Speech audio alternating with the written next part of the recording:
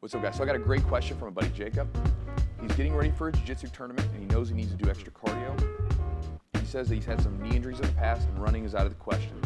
He knows I've had a knee surgery in the past as well, and was wondering if I have any advice on how to better his cardio without damaging his knees and taking away from his training on the mat.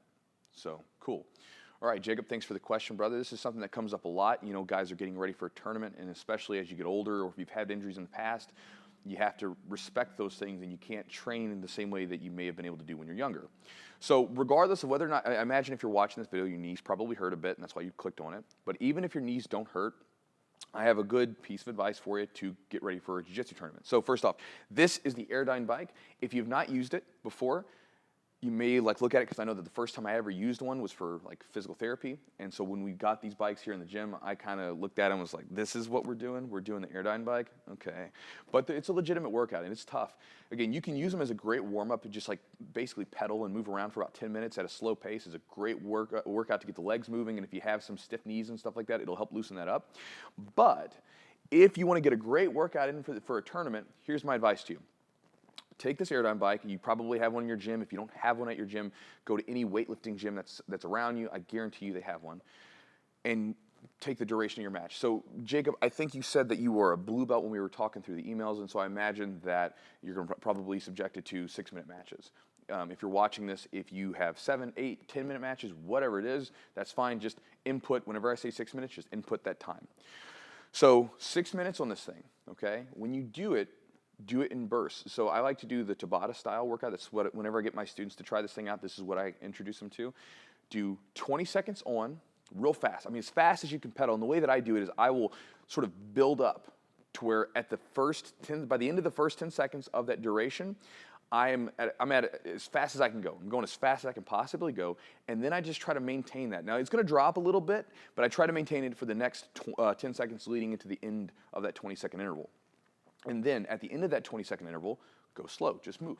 Just keep the body moving, don't stop. Just slow down a little bit. And then 20 seconds again, burn it up again. And then you just do that for 6 minutes or, again, whatever your duration is. And then usually that's going to be a killer workout. And you can do this, guys, like if you go to the weight room, you could, I mean, it's not very long, so you're not going to kill your muscle gains and everything else, right? For instance, like yesterday, I did an upper body workout, got done doing it, and I jumped on the bike and did 10 minutes. Because I'm getting ready for a tournament, and it's a nice way to squeeze some extra cardio in really quickly. I did a 10-minute interval on it, and again, I felt great. My legs had a good pump in them, but later on that night, I trained, and I was fine. Today, the next day, my legs don't hurt at all, right? I feel good. They actually feel good, right? Because, again, you're getting that blood flowing in there. So it's a great exercise. And, again, it's not going to detract you from your training on the mat like some exercises would.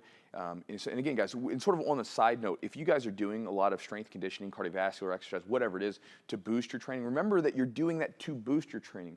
I've seen so many guys that go into the gym and they kill it, right? They kill the exercise. They train as hard as they can. They put their body to the grinder, but then they get into the mats. They get on the mats and they're not able to train very well, and they wonder why. And again, you're just destroying your body in the weight room, and so when you come in to train, your body's already exhausted. So make sure that if you are doing things inside of a weight room to boost your training, right, on the mats, remember that is the focus. The focus is not the weight room.